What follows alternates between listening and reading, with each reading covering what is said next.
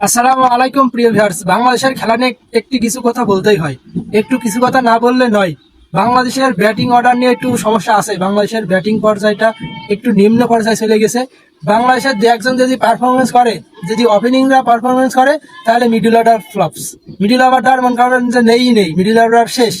যদি ওপেনিংরা ফ্লপস হয়, ওপেনিংরা যদি রান না করতে হয়, তাহলে মিডল অর্ডার দেখবেন যে ধুইকে রান করে। এটা আমি বহুদিন থেকে দেখছি। আমাদের বাংলাদেশ টিমের মিডল অর্ডার যখন রান করে তখন ওপেনিংরা ফলপ হয়, ওপেনিংরা রান করতে হয় না। এটা জন্য খুবই হতাশার আমাদের দেশের জন্য, আমাদের ক্রিকেটের জন্য যেমন হতাশা, তেমন দর্শকদের জন্য হতাশা।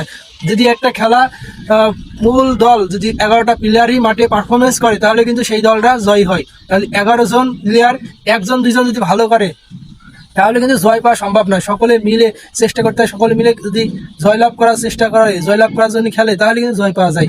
আর বাংলাদেশের মিডল অর্ডার নিয়ে আমি আবারও বলছি, বাংলাদেশের মিডল অর্ডার খুব বাজে পর্যায়ে চলে গেছে। মিডল অর্ডার নিয়ে অনেক কথা হচ্ছে, অনেক আলোচনা হচ্ছে, অনেক সমালোচনা হচ্ছে। বাংলাদেশের প্লেয়ারদের নিয়ে অনেক সমালোচনা হচ্ছে। যেমন ভাত শামীম একটা নামই দিয়ে দিয়েছে দর্শকরা, এবং অনেকগুলো কন্টেন্ট ক্রিয়েটর দিয়েছে। শামীম হুসাইন পাটোয়ারিকে দিয়েছে ভাত শামীম। আসলে তার খেলাধুলার নলেজটা একটু কোন পর্যায়ে গিয়েছে আমি বলতে পারবো না, কারণ আমি খেলাধুলা তাদেরকে একটু কমই বলবো। তাদের বিষয়ে, খেলাধুলার বিষয়ে আমি তাদের বিষয়ে কমই বলবো, কারণ তারা খেলাধুলা করছে, তারা দীর্ঘদিন ধরে এই খেলাটা পরিচালনা করছে, তারা এই জায়গায় গিয়েছে, দীর্ঘদিন খেলা খেলে চেষ্টা করছে অবশ্যই ভালো করার। আশা করছি ভালো করবে সামনে আরো।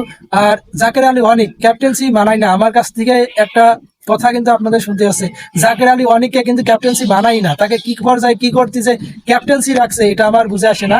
তবে তার জায়গায় লিটন কুমার দাস একটা বেস্ট প্লেয়ার ছিল, বেস্ট ক্যাপ্টেন ছিল আমার মতে লিটন কুমার দাস বেস্ট ক্যাপ্টেন।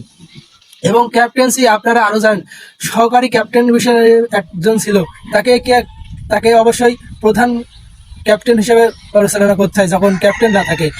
সহকারী ক্যাপ্টেন হিসেবে আমি এর আগে দেখছি তাসকিন আহমেদ খুব ভালো পারফরমেন্স করছে এবং ইদানিং খুব ভালো বল করছে। তাসকিন হোসেন কিন্তু খুব ভালো একজন বলার বাংলাদেশের জন্য। এবং এর জায়গায়, অধিনায়কের জায়গায় আর একজন কিন্তু নাম আসছে, নুরুল হাসান সোহান। সে কিপিংটা ভালো করতে পারে এবং ভালো ক্যাপ্টেন্সিও করতে পারে। তার নাম কিন্তু অটোমেটিক সবার চয়েসে আছে, সবার কথায়, যে সবার মাধ্যমে এটা আছে, সবাই কিন্তু তাকে ক্যাপ্টেন্সি হিসেবে চাচ্ছে। কিন্তু জাকির আলী অনেক এখন বর্তমানে তার ব্যাটে কোনো রান নেই। আন্তর্জাতিক মানে তার রান খুবই ফলপ, আন্তর্জাতিক মানে তোর রানই নেই। সে একজন ব্যাটসম্যান, সে কি পর্যায়ে খেলা করে, কোন পর্যায়ে খেলা করে, তার মেন্টালিটি কোন জায়গায় গেছে, এটা আমাদের বুঝে আসে না। আসলে বুঝে আসার দরকারও নেই, কারণ তারা খেলা খেলছে, আমরা খেলা দেখছি, আমরা দর্শক। যাই হোক, দেখুন আমরা খেলা তো দেখছি, আমরা দেশকে ভালোবাসি, আমরা চাই পারফরমেন্স। হতাশার পারফরমেন্স আমরা চাই না। ব্যাটসম্যানরা রান করবে এটা আমরা প্রত্যাশা করি, রান না করলে ব্যাটসম্যানদের কোনো নাম নেই। এটা আপনারা সবাই জানেন।